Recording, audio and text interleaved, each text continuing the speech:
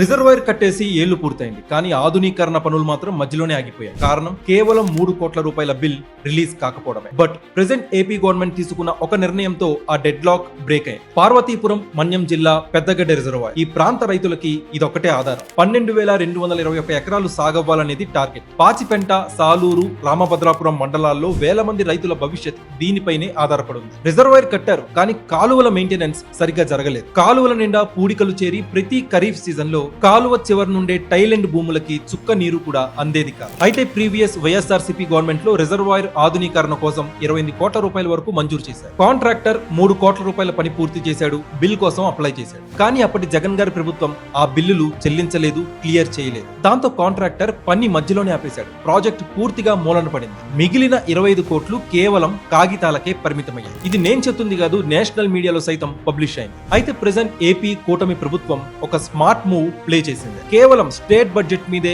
ఆధారపడకుండా పెద్దగడ్డ రిజర్వాయర్ ని కేంద్ర ప్రభుత్వ పథకం CADWM పరిధిలోకి తెచ్చింది. అంటే PMKSY కింద నడిచే స్కీమ్. లెక్క సింపుల్, 60% కేంద్రం కడుతుంది, 40% మాత్రమే రాష్ట్రం కడితే సరిపోతుంది. దీని వల్ల బిల్లులు ఆగిపోయే ఛాన్సే లేదు.